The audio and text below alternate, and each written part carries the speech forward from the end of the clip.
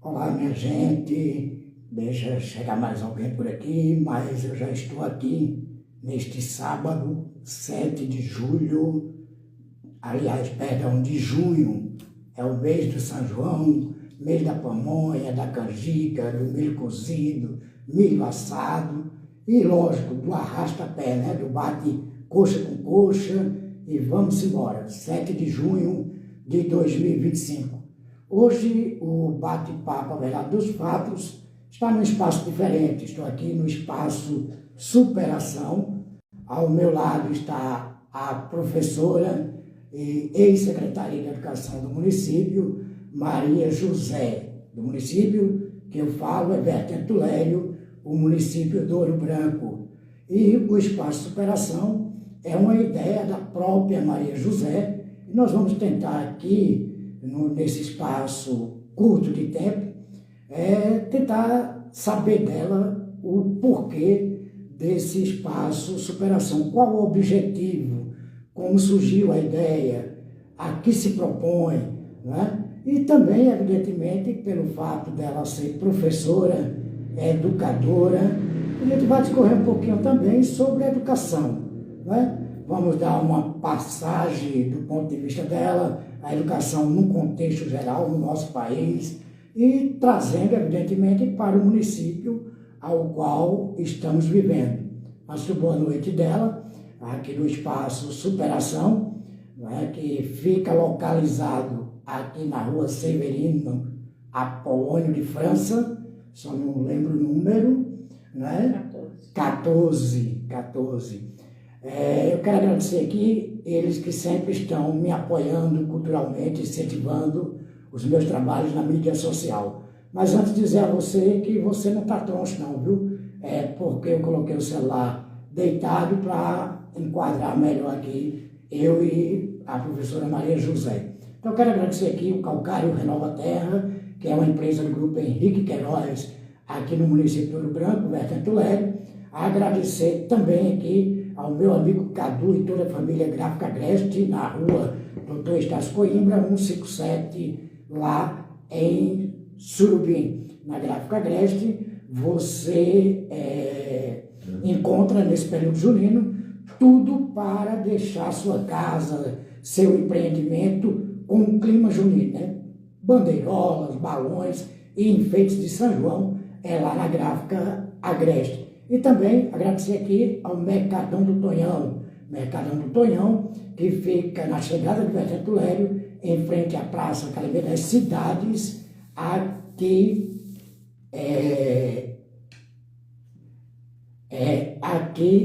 em Vertente Lério. No Mercadão do Tonhão, você encontra uma vasta variedade de gêneros alimentícios, frios, bebidas, laticínios, frutas, verduras, legumes, e agora também no Mercadão do Tonhão você encontra panificação, isso mesmo, padaria dentro do mercado. Você faz as compras e acaba trazendo o pãozinho para no fim da tarde tomar aquele cafezinho com um pãozinho.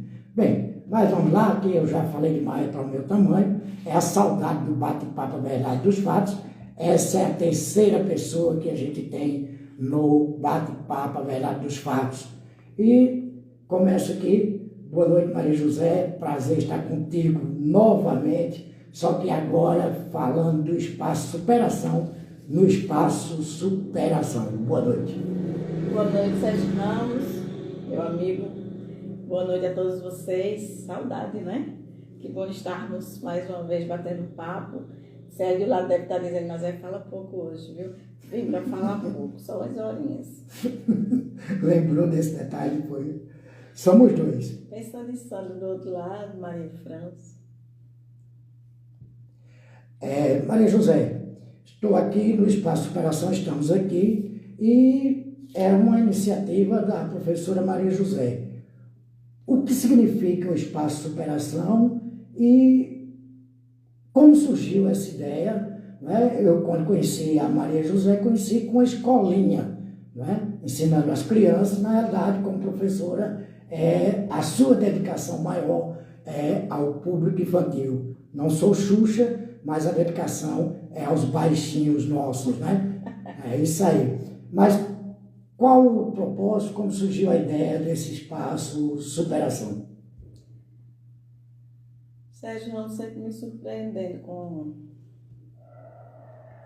as memórias dele.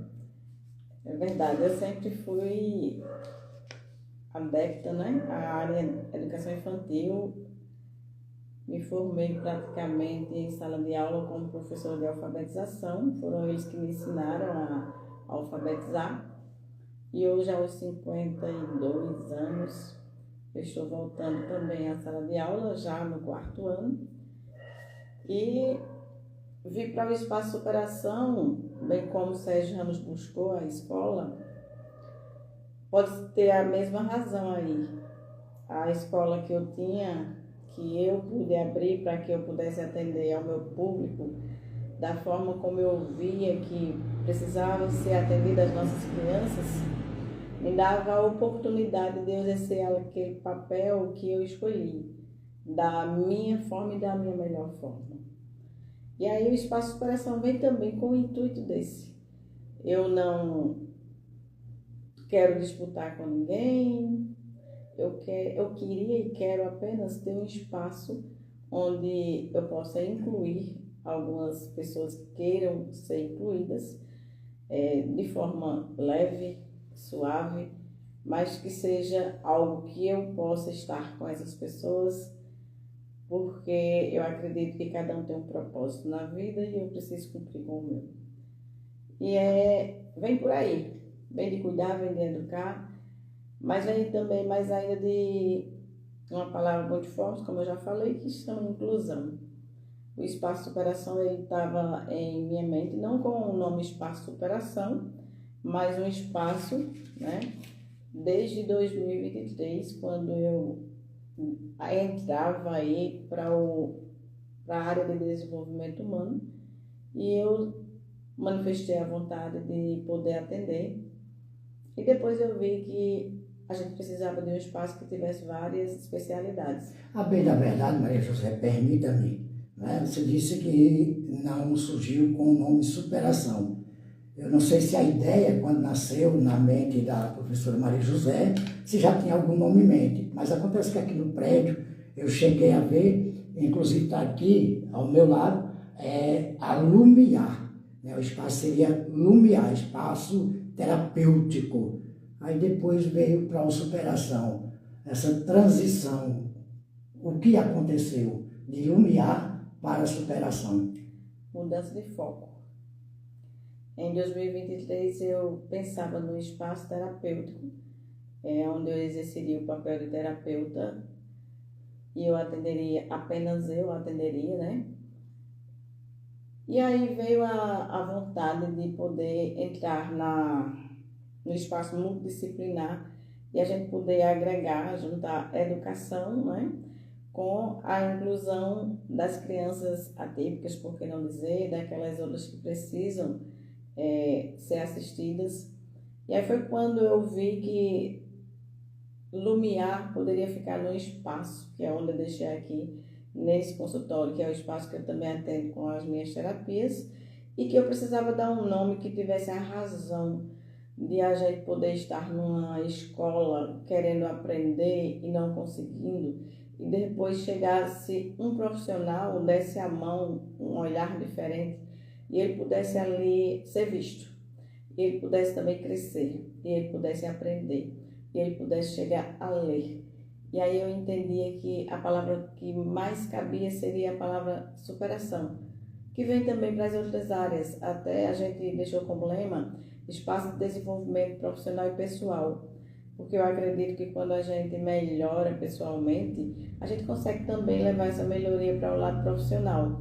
Então, a nossa tarefa aqui, todas nós que fazemos parte do Espaço Superação, é para que a gente possa contribuir com o sujeito de forma integral, que ele possa se sentir aí uma nova pessoa com mais espaço na sociedade. É porque superação vem de superar, né? E aí você pode se superar como pessoa e pode se superar como profissional. Agora tem uma palavrinha-chave aí: ninguém se supera sozinho. É preciso ter alguém para dar as mãos e dizer: eu estou aqui, vamos juntos. Exato. Falamos de sujeitos que precisam se desenvolver e conseguir um espaço na sociedade, e a gente lembra das nossas crianças. É com ela que a gente está falando nesse momento e o foco maior. As crianças precisam de fato serem ajudadas, mais ainda porque elas são crianças e ainda não conhecem porquê do seu comportamento, não sabe discriminar o que está sentindo. A gente adulto talvez saiba mais em alguns momentos, mas eu digo a Sérgio Ramos o que ele já sabe. Todo sujeito, quando está em fase de fragilidade ou vulnerabilidade, não é o caso aqui, mas eu falo disso, para ele se restaurar, para ele se levantar, ele vai precisar de apoio, de ajuda. E a gente entende que na educação existe essa necessidade e que a gente não tem essa condição de fazer em sala de aula pela falta de condição mesmo de um professor ser tantos ao mesmo tempo.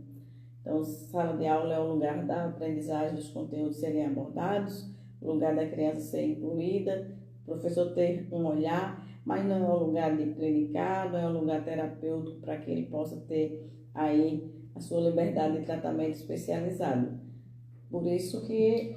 Embora, permita-me, Maria José, o professor não tem muito conhecimento da área, mas ele em sala de aula ele é um pouco de tudo. Ele é um pouco terapeuta, ele é um pouco psicólogo, ele é um pouco padre, pastor, conselheiro. É um pouquinho de tudo dentro da sala de aula. O professor é multi, né? E primeiro ao quinto aí as séries iniciais ele é considerado como polivalente. Por aí já se tem uma ideia.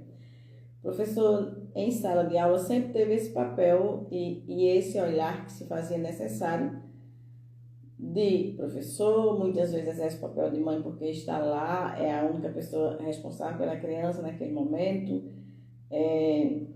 talvez de psicólogo, pelo menos de ouvir a criança, de se preocupar com a alimentação da criança, com o bem-estar, com o que ele está sentindo naquele momento, porque ele está tão triste, porque ele está tão preocupado, porque ele está muito a risco, que mudança foi aquela. E esse é o papel do professor nos todos os tempos. Eu não sei se a Maria José conseguiria falar agora, né? Ela não estava esperando que eu fizesse esse tipo de pergunta, mas antes eu quero dizer a todos que estão aqui conosco já na nossa live, no Bate-Papo A Verdade dos Fatos, me perdoe, porque a posição que eu coloquei o celular, mesmo que eu quisesse ler, eu não conseguiria ler as mensagens que vocês estão enviando. Então eu quero abraçar a todos, né? Sejam bem-vindos e compartilhem aí o máximo que vocês puderem compartilhar. Maria José, quais os profissionais ou especialistas, vamos assim colocar, que estão aqui no Espaço de Superação somando a Maria José? Hoje nós contamos com uma psicóloga TCC, ela atende as crianças atípicas muito mais especificamente.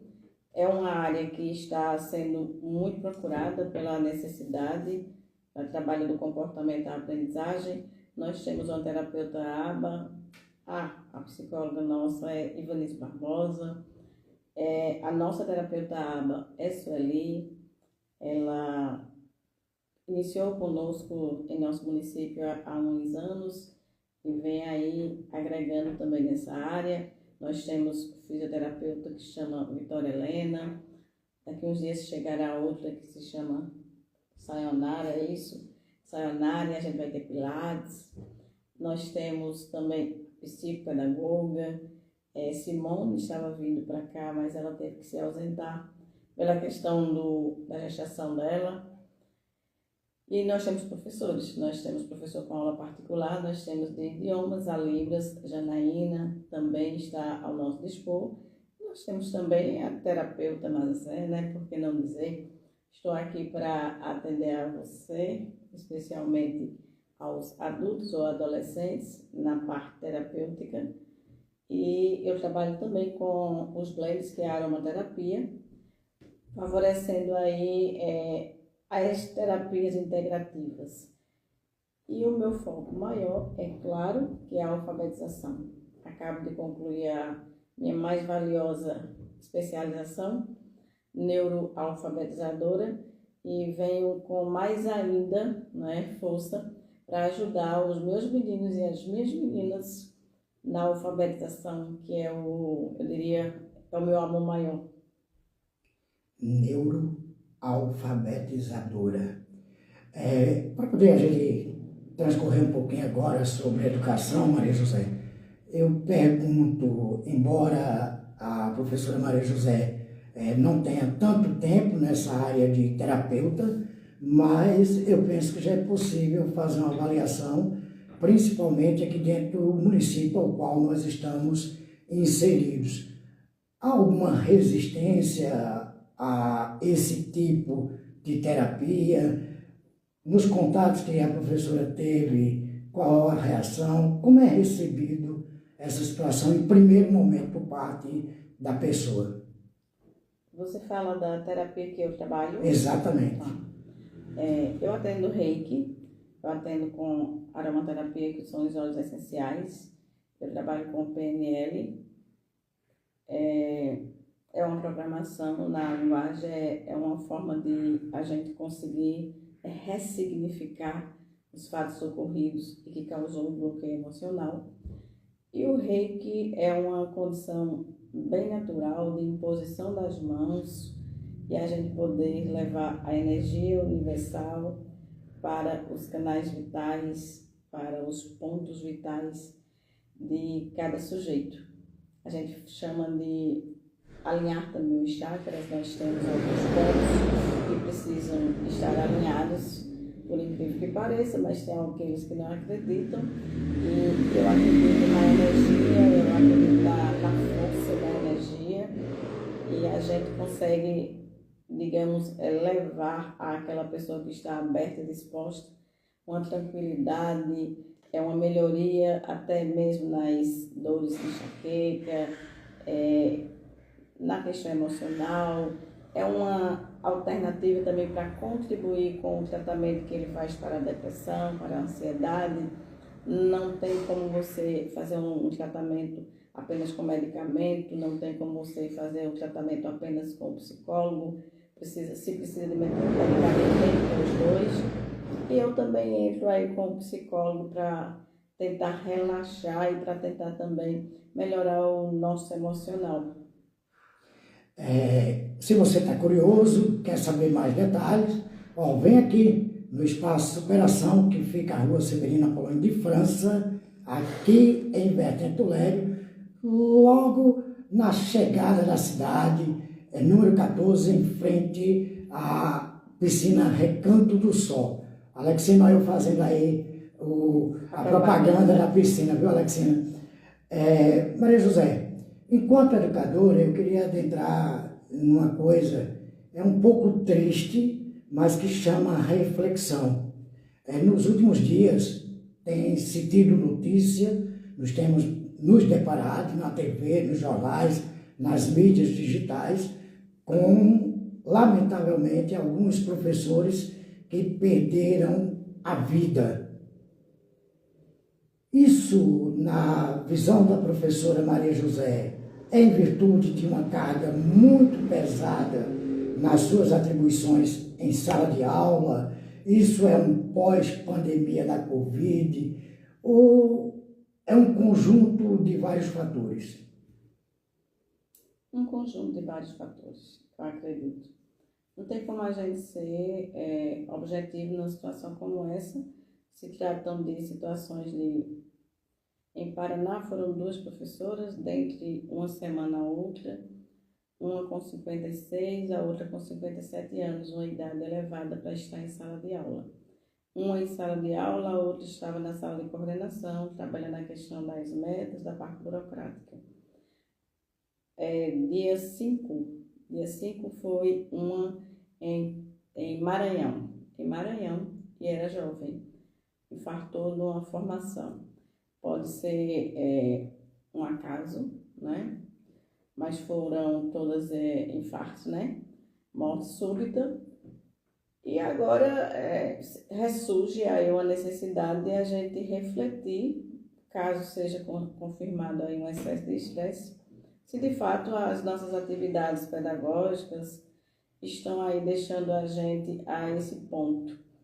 Eu acredito, nessas duas primeiras citadas que eu falei de 50 e poucos anos, que há um desgaste realmente muito grande de pessoas já dessa idade, mesmo porque essas já tinham 30 anos de sala de aula, a outra 26.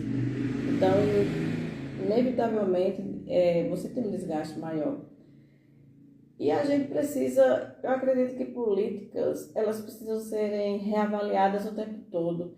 Nós nos regemos por políticas, talvez nem tão velhas, mas com interesse que eu poderia dizer que está longe daquilo que a gente pode dar nos tempos atuais.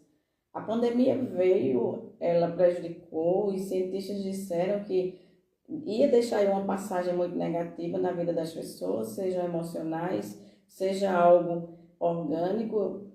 E aí vem se tendo muito infarto, né? E alguém está querendo levar para o lado também da Covid. E aí a gente se pega também com a parte psicológica e emocional que foi abalada, e a gente viu que as estruturas foram mexidas, isso falando das crianças, de seus familiares. Temos salas de aula diferentes das anteriores, talvez sejam dos fatores a pandemia, aliada à tecnologia, porque também veio a pandemia e o excesso de ficar em casa maior, se deu também esse excesso de tela, né? Então, uma coisa está ligada à outra para essa inquietação toda em sala estar. E aí, à frente disso, ali tem o professor, né? O personagem principal da sala de aula para atender aquelas crianças, e ele vai ter que estar em boas condições para suportar o peso que está hoje, toda essa inquietação. É uma forte inquietação, jamais vista. Eu estava em sala há 8 anos, eu já tinha uma sala atípica na época, e venho após 8 anos também numa sala atípica, mas aí todas as minhas colegas também dizem que as delas são atípicas. Quando a gente vai para as redes, todos estão falando a mesma coisa, que passam o tempo todinho falando para que a calmaria exista e que eles consigam. Outra estava falando hoje que ela não escuta nem a própria voz. E aí eu também me ligava ao comentário de uma outra quando disse assim: morre uma professora e com ela mais um pedaço da educação, que o poder público insiste em destruir. A profissão do professor está se chegando à extinção. Aí é quando eu digo, acho que chegamos na época de refletir mesmo.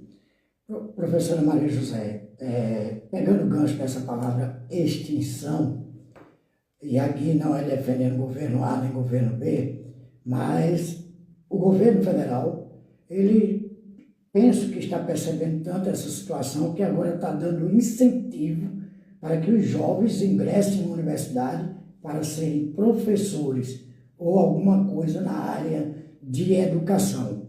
Aí a minha pergunta é a seguinte: não está na hora de quem faz as leis juntar-se com os professores desse país gigante que é o Brasil e rever a metodologia de ensino?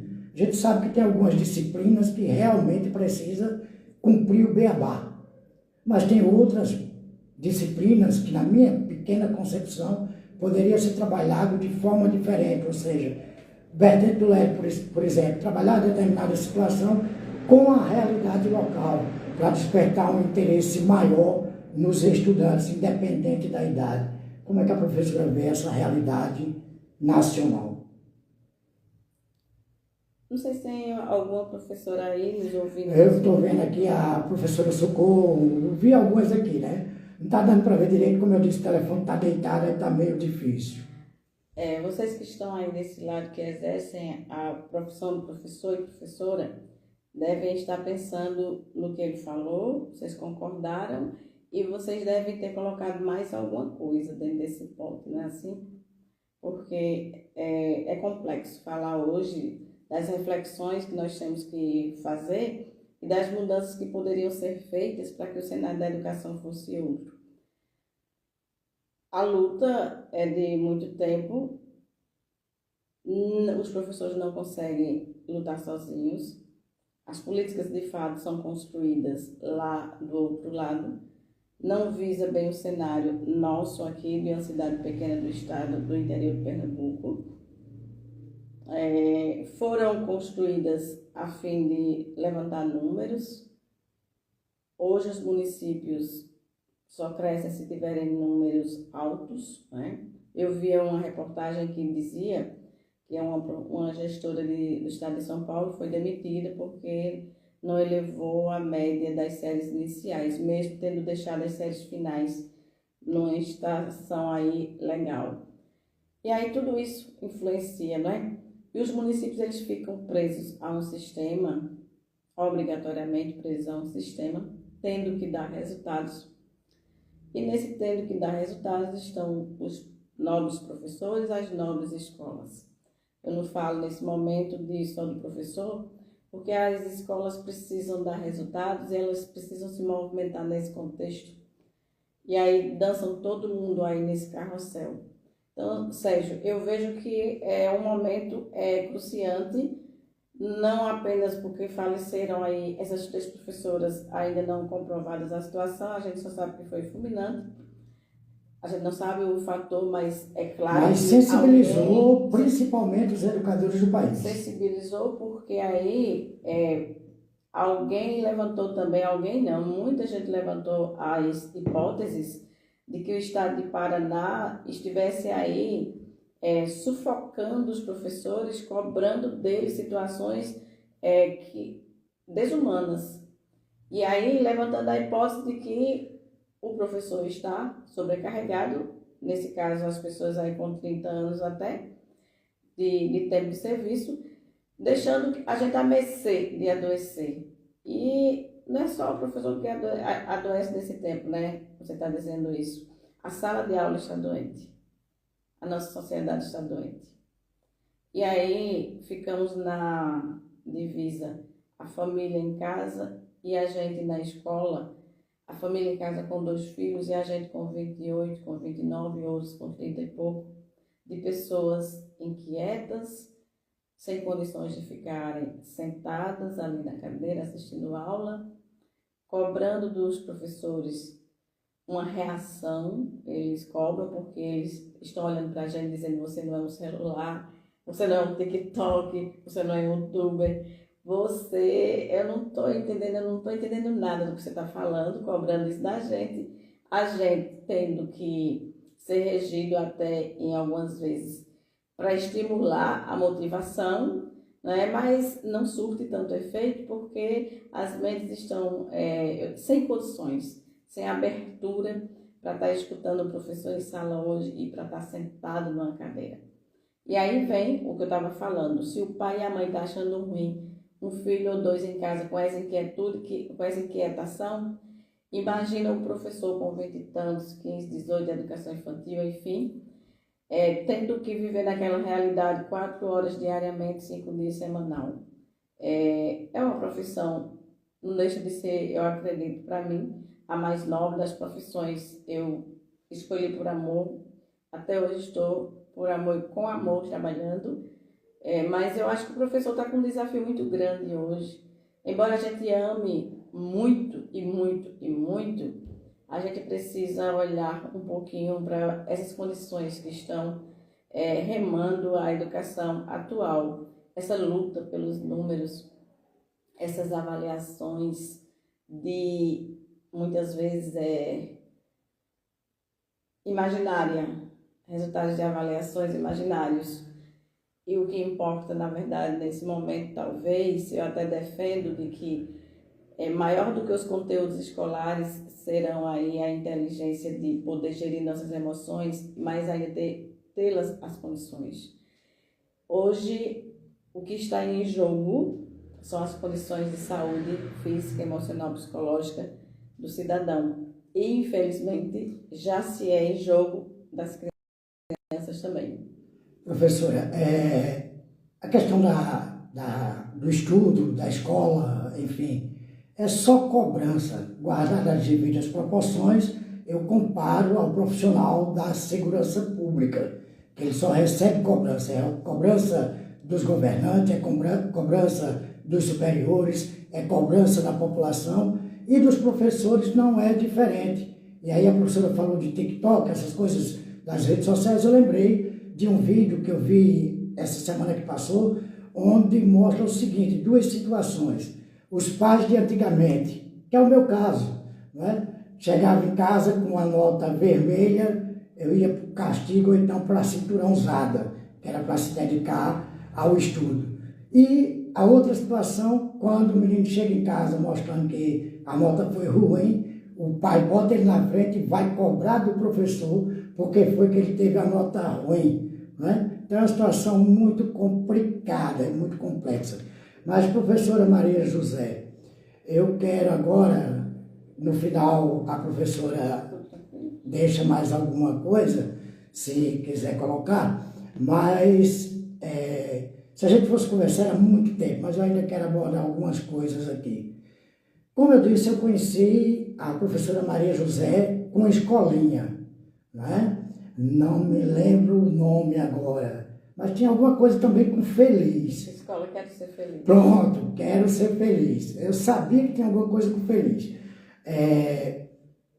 E aí, também ensinando na sala de aula nos municípios, tanto aqui em Bertento Lério, como também em Santa Cecília, vizinha cidade no estado da Paraíba, e passou-se um tempo da sua vida em sala de aula. A professora teve uma oportunidade de estar gestora da educação municipal aqui em Bertento Lério, durante um período aí de 8 anos. E agora retornou à sala de aula. Como é que está esse processo de adaptação, essa experiência de ter passado um tempo não aposentada, né, mas ausente da sala de aula de forma direta ali com os pequenos? Não deixa de ser uma mudança, né?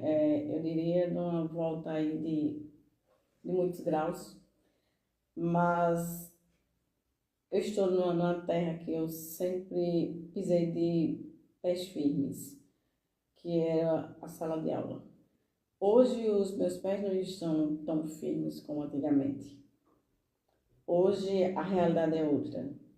Eu saí só há 8 anos e quando volto eu encontro uma outra realidade. E aí você me diz, mas você não estava na educação? Eu estava na educação, dentro do sistema que me cobra ações, muitas atitudes diárias, e eu não tenho como estar em sala de aula diariamente sentindo como o professor sente. E aí, hoje eu estou sentindo, eu estou dentro da sala, eu estou com as minhas crianças, os meus pré-adolescentes, e eu vejo a diferença que é estar trabalhando numa sociedade atual. A minha transição, que não foi uma transição porque eu fui de educação para educação, ela veio quando tinha que vir.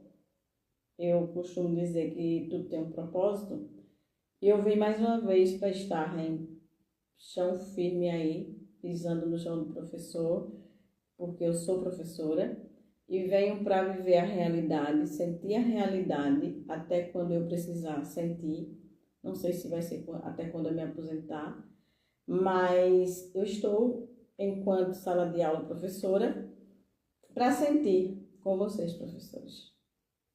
Sentir as mudanças, sentir o sofrimento de ambas as partes. A gente não pode também negar que a criança que não está tendo condição de estar em sala não deixa de ser um sofrimento para elas. Então a gente vive, Sérgio, nessa vida de mão dupla. Enquanto a gente sofre com aquilo, a gente sofre também com o sofrimento da criança. Isso é um cansaço realmente. O meu cansaço é mais preocupante, é mais a questão realmente de que sociedade nós estamos falando daqui a 10 anos, entende, professor? O futuro da educação. Exato. E você falou em futuro da educação e eu estou falando de futuro da sociedade.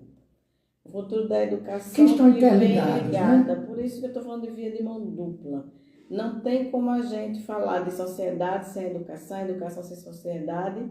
Não tem como falar de educação sem professor, professor sem aluno. Então, uns colegas meus falavam assim, e a gente vê muito nas redes, o professor dizendo, está falando que tem que cuidar do aluno, que tem que atender o aluno, que tem que ter apoio para o aluno, que tem que dar assistência para ele ser alfabetizado, e do professor quem cuida. O professor, mesmo sendo maior de idade, mesmo tendo uma capacidade maior de gerir suas emoções e de sentir, entender o que é que está sentindo, o professor está se perguntando mesmo. Mas ele está se perguntando não é porque ele está sem poder ir ao psicólogo, é porque a situação de sala exposta, deixada no poder dele, está faltando condições de gerir. E essa ajuda para vir a mudar esse cenário depende de muitas mãos, depende de muitas mãos. A gente sabe que quando o município pequeno que não tem sistema de ensino, ele é dependente aí de uma gerência do estado da gente, e a gente é subordinado a isso. Todos os municípios são subordinados a algo, uma lei federal, ao IDEB, né? Todos os municípios ficam nessa saia justa. E mais ainda quem não é sistema próprio. Mas assim, eu acredito na força da educação. Eu acredito que por força maior, que agora seja uma força maior que sempre foi, algumas políticas sejam revistas. Eu acredito que novos olhares irão surgir, eu acredito, porque tem muita gente lutando por isso. E eu acredito que todo mundo tem que se unir para lutar. Não se trata de algo banal, se trata de algo muito sério e muito importante. Há as crianças precisando de apoio, de ajuda, de auxílio constante de acordo com sua necessidade. E há também ali o professor para ser cuidado. E ser cuidado não significa um psicólogo para ser atendido. É a estrutura, é o meio. Eu preciso organizar o meio em que está inserido esse professor. Eu preciso dar condições para que esse sujeito esteja ali naquela sala e o professor possa também estar com ele. Vem de infraestrutura, vem de apoio das outras secretarias, dos outros entes, vem de uma nova realmente política para a educação. Que sejam feitas as reformas que sejam necessárias, que tenham aí outros focos, os gestores, que eles possam ver a gente como um sujeito de carne e osso, né? Que possam ver as crianças com outros olhares, que possam dar aquilo que é, eu diria, eficaz, não algo momentâneo que não trata, que não recupera, que não resolve. Que a gente possa deixar de trabalhar num assistencialismo e a gente implante políticas de verdade, que a gente possa mudar situações. Porque a gente vai de assistência de um momento, acha que resolve isso. Não resolve, não. Nós precisamos diariamente estar num ambiente que propicie essa aprendizagem e esse cuidado. Imagina que hoje a gente está em sala de aula e trabalhando mais o cuidado do que a aprendizagem de conteúdos acadêmicos, entende? A gente está mais olhando para o que o aluno precisa para poder estar ali, do que dizendo assim, ele precisa de dar conteúdo para evoluir, porque a evolução dele, prioritária hoje, é a saúde dele e naturalmente colabora com a saúde de todos na sala. E eu falei dele, mas são deles, tá? São deles. Então, assim, gestores, entes, nos ajudem. Vamos refletir sobre as políticas. E não pense que eu estou falando de município aqui. Essas políticas são entes estaduais, federais, que chegam até o município, e o município tem que abraçar e que também tem que refletir o que abraça, porque só ele entende a clientela que ele tem, só ele sabe quem mora em seu município, suas necessidades, suas prioridades. Que a gente possa dosar, pesar prioridades, para ver se é assistência ou é algo eficaz. Vai mudar a realidade aquilo ali? Tem investimentos bem menor que faz uma ação enorme, um resultado incrível. Tem um investimento bem alto e que não deixa nada. Então, assim, aí fica o professor para plantar, fica as escolas para plantar, fica a nossa vontade de fazer florescer, de colher frutos. não é? Muitas vezes dependendo de poucos investimentos. Eu falo de prioridades. A prioridade do sistema hoje parece mais ter a nota do IDEB alta, não é? Eu falo de cima para baixo, de todos os ângulos. E a do professor é a de cuidar de suas crianças e, naturalmente, agora tendo que cuidar dele mais ainda, porque ele está se assustando com a realidade. Então, eu acho que está no tempo de a gente esquecer bandeiras, sabe? Bandeira partidária, dizer que está atingindo alguém porque está falando de mudanças, de transformações, dizer que eu vou ferir alguém. Não, não se trata disso. Se trata de necessidade de refletir, de mudar políticas que venha a cuidar de fato. A escola sozinha não vai. É preciso que a gente de fato, a gente cumpra até o que essa lei está dizendo, que a gente dá de vez em quando, sabe, uma ficção. A gente precisa realmente arregaçar as mangas com os professores para ajudar a educação. Afinal de contas, todo mundo diz, a educação está acima de tudo. Sem a educação, a sociedade não existe. A educação transforma a sociedade. A educação transforma o sujeito. Eu quero pegar o gancho aqui e dizer para você que é pai, que é mãe, que essa palavra educação começa nas nossas casas.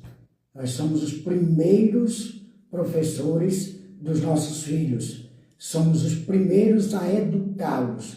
Os professores lá na escola vão lapidar alguma coisa e vão repassar a eles conhecimentos, não é? E ainda falando, talvez a professora não possa falar, mas eu falo, não é? Essa briga por nota de IDEB, sei lá das quantas, por aparecer bem na fita, muitas vezes no frigir dos ovos, me perdoe a expressão, o aluno ali, ele não aprendeu nada, porque ele foi induzido a ser uma espécie de decorador de alguns conteúdos para quando aplicar uma avaliação, se sair bem por tabela, a escola tem uma nota alta, o município tem uma nota alta. Mas no grosso não ficou nada para ele. Professora, eu, enquanto hoje morador de Vertente do Lério, cidadão de Vertente do Lério, estou feliz, muito feliz, porque o governo do estado de Pernambuco, na pessoa da governadora Raquel Lira, anunciou, assinou a ordem de licitação para construir 54 creches no nosso estado de Pernambuco. Entre os municípios contemplados, Vertente do Lério, município do Ouro Branco. E aí, essa é uma bandeira que eu tenho dito da governadora, porque ela sempre pensou em alicerçar a primeira infância.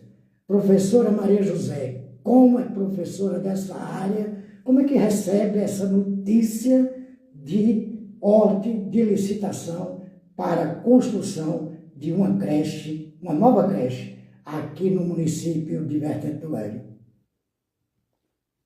Muito bem. Passei muitos anos trabalhando com a creche Criança Feliz.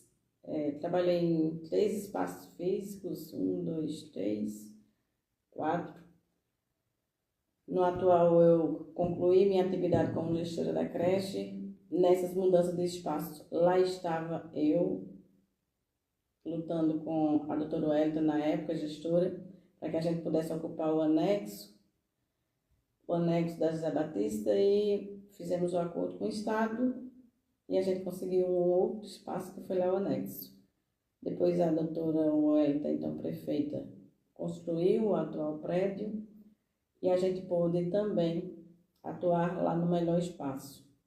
Eu não poderia deixar de falar e, ao mesmo tempo, como justificativa dessa felicidade que eu sinto em receber essa notícia. Uma notícia que eu já tinha recebido desde 2024, mas a gente esperava pela licitação. Eu estava na equipe que organizou esse processo de conseguir a creche. A gente tinha um pé atrás, porque em relação à educação infantil para o o Estado para o Tribunal de Contas, para o Ministério, nós tínhamos uma situação de assistência já às crianças.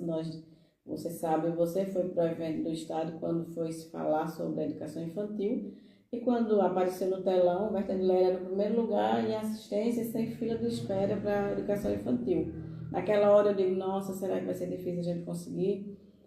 E aí chegou o PAR de Pernambuco e abriu o espaço para que a gente pudesse inscrever, cadastrar, e começamos o processo junto com a gestão, seu Renato, o prefeito, mais ainda caminhando comigo nos espaços o vice-prefeito Fábio.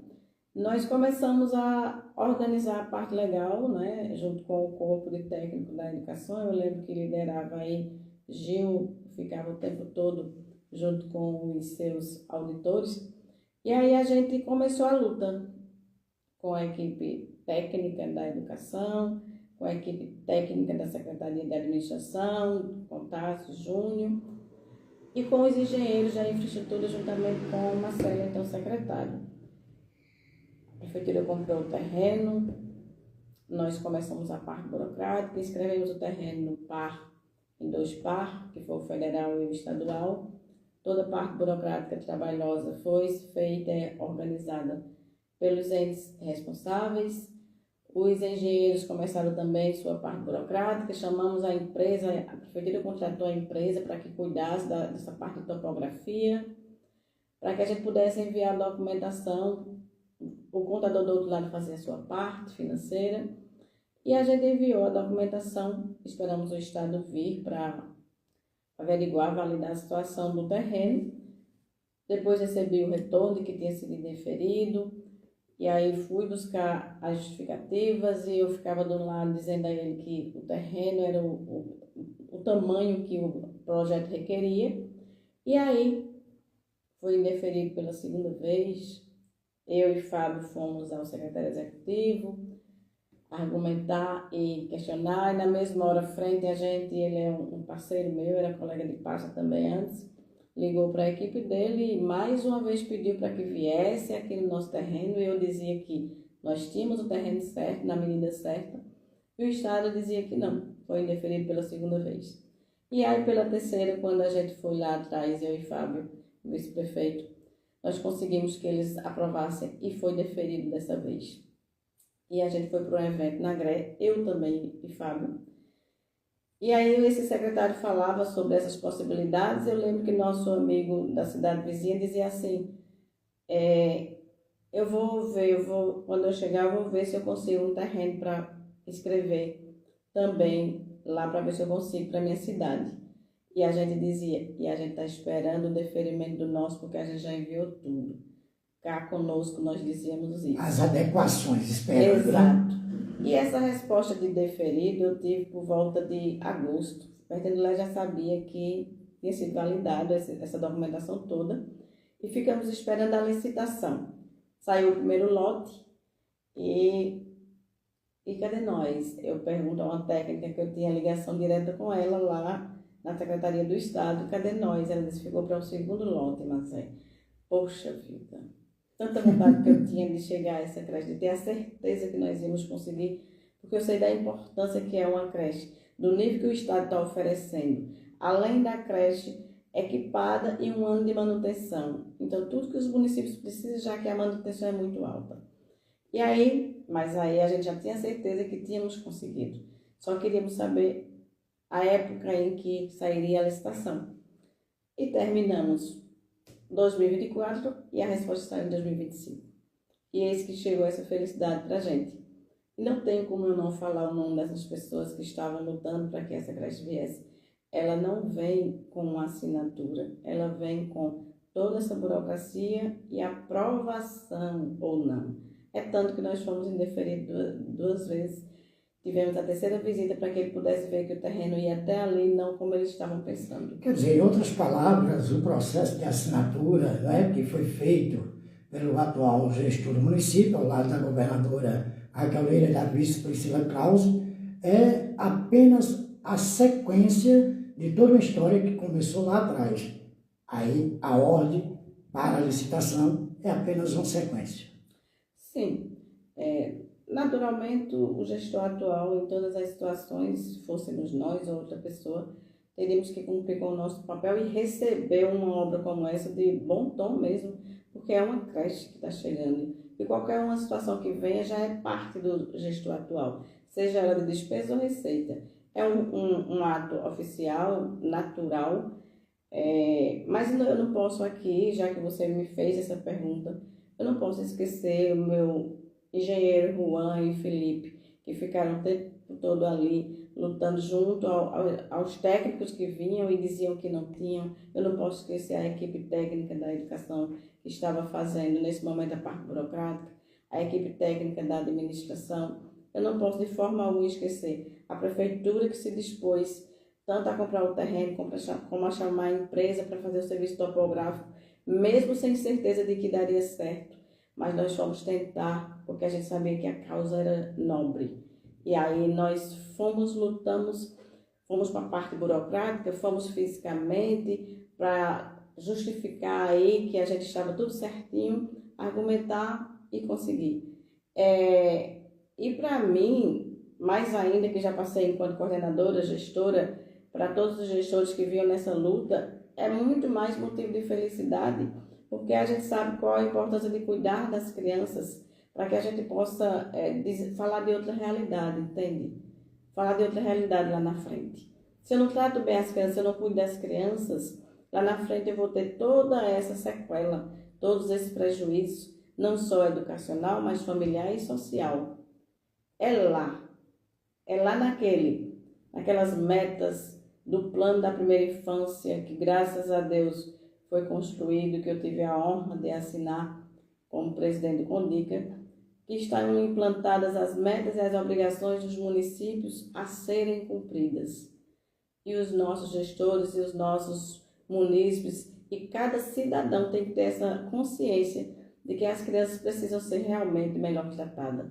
Precisam ser escutadas, mas precisam também ter o que precisa para crescerem bem estruturadas e bem formadas.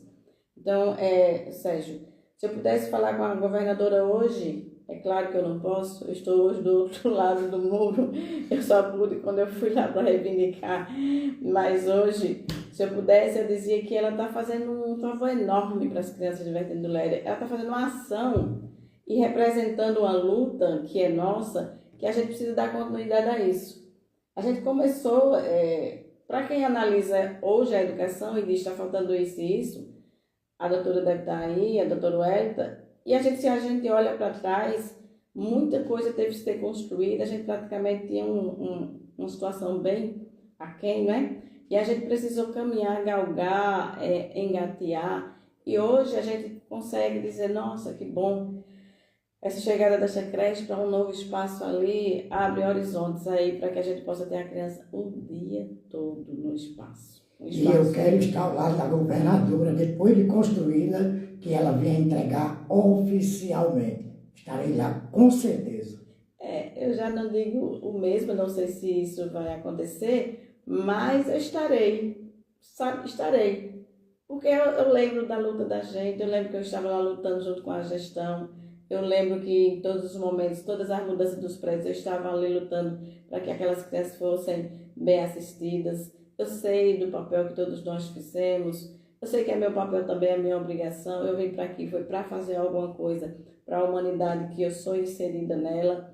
Então, tudo que fizermos para as crianças, para que elas possam viver melhor e uma sociedade mais saudável, é válido e ao mesmo tempo faz parte do nosso papel.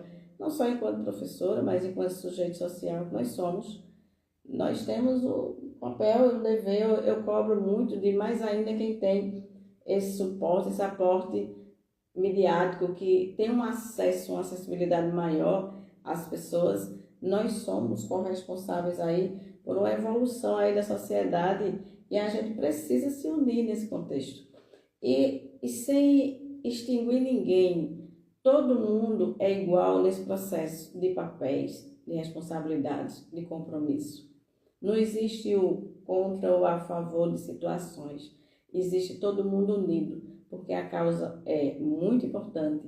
Hoje é muito mais séria a realidade social e as uniões elas precisam existir de todos os entes, de todos os órgãos, para que a coisa funcione. É tanto que a união agora do plano de primeira infância, ela vem com a prefeitura, com a Secretaria de Saúde, com a Secretaria de Assistência e com a Secretaria de Educação. Porque hoje se entende que ninguém caminha sozinho. Hoje a educação tem que caminhar com o psicólogo, com assistente social, para que as demandas sejam resolvidas por cada secretaria, mas que venha todo mundo trabalhar com o interesse que é de cuidar bem das nossas crianças, da nossa sociedade. Quem cuida das crianças, cuida naturalmente da sociedade. Então, senhora Raquel, governadora, muito obrigada, viu? Se eu pudesse estar com você, eu diria isso agora.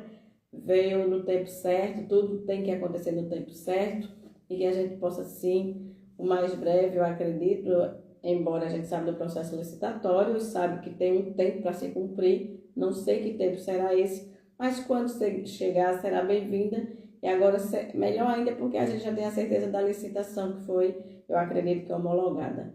Então, o Vertente do Leste só tem a ganhar. As crianças só têm a ganhar. Quem luta por aquela creche, quem luta pela educação do Vertente do Leste, quem luta pelas crianças, só tem a ganhar. E a gente tinha mesmo que dar esse presente à educação do Vertente do Leste e às crianças. Bem, eu costumo dizer, seja feliz, faça uma criança sorrir. E, num contexto geral, a gente tem que cuidar de verdade das nossas crianças, porque são eles que serão o amanhã de Vertente do Lério, de Pernambuco e do país. Então, se a gente não fizer, não construir uma base sólida e com qualidade, nós teremos uma sociedade, abro aspas, no amanhã mais doente do que a sociedade de hoje. Então vamos cuidar com carinho, oferecendo condições para quem cuida das crianças, para que essas pessoas tenham mais energia para cuidar dos nossos baixinhos. Professora Maria José, quero lhe agradecer, né, estar aqui no Espaço de Superação, conversamos bastante. Se fosse para conversar, teria assunto para passar a noite, mas quero lhe agradecer e deixar o espaço, que não é o superação, mas o espaço da verdade dos fatos, para alguma coisa que a professora julgue que seria importante deixar aqui, para que todos que não puderam ver agora vejam posteriormente, e obrigado por nos receber, a mim e o público internauta. Eu que agradeço, Sérgio Ramos, quando você me fez esse convite.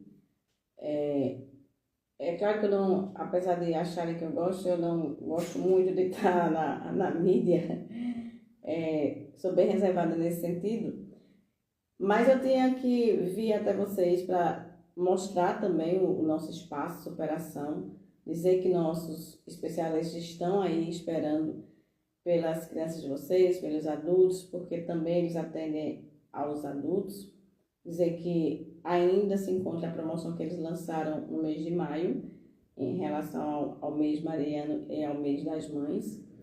Conversem com eles, tanto psicóloga como físico, como a nossa terapeuta em aba, e que a união faz a força.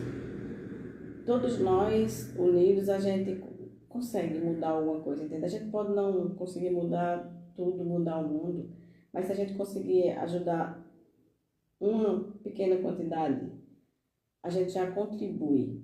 Porque de pessoas para destruir já está cheio. Então o que a gente precisa agora é pessoas que possam construir. Quem quiser nos ajudar nessa luta, seja aí bem-vindo e bem-vinda. Nós precisamos realmente melhorar cada vez mais. Quanto mais espaço para atender as nossas crianças, melhor. Porque a demanda está grande. Eu não tenho condições de atender pelo SUS, grátis. Os especialistas daqui também, eles precisam se manter, mas assim, as portas estão abertas para o diálogo, para recebê-los, até mesmo para uma conversa que você precise ter, para um norte. Nós estamos aqui à disposição. Aqui a prioridade realmente é a saúde, é o bem-estar da criança, do adolescente, do adulto. É o estar bem emocionalmente e psicologicamente. E quanto à luta da educação, dos professores, a luta só está começando, né? A gente sabe que é antiga, ora a gente pode fazer isso, ora a gente pode fazer outra parte. E agora eu posso fazer também com vocês a luta dos professores. A política precisa mudar, a gente precisa ajudar, né? A gente precisa gritar para que os mais altos escalões, os federais aí, possam rever as leis, possam ajudar os municípios a mudarem também seus nortes, mas que os nossos também gestores possam estabelecer prioridades e que nessas prioridades estejam o cuidado com as nossas crianças, o atendimento que precisa ter, de infraestrutura até aos atendimentos multidisciplinares e um novo olhar aí também para que os professores possam ser bem vistos. O espaço que essas crianças possam aprender e o espaço que os professores possam ensinar. E eu falo de todo o corpo da educação. Então, eu só tenho a agradecer a oportunidade para você que estava aí do outro lado. Estava com saudade de vocês, tá? E eu estou aqui no meu espaço de superação e bem pertinho de vocês. Se você quiser falar comigo, vem cá no espaço que eu tenho muita coisa para te mostrar. Ei, um beijo também para os meus alunos. Eu amo vocês, viu? Está aí, né? Agradecendo a todos que estiveram conosco, agradecendo aqui o Calcário Renova Terra, o Mercadão do Tonhão, Gráfica Agreste e, no final, dizer o seguinte: cada um de nós devemos deixar de lado o nosso egocentrismo e dar o nosso melhor aonde quer que estejamos, porque se cada um der o seu melhor, com certeza teremos uma sociedade mais forte e sempre avante. Um beijo no coração de todos e até o próximo Bate-Papo à Verdade dos Fatos. Tchau, tchau!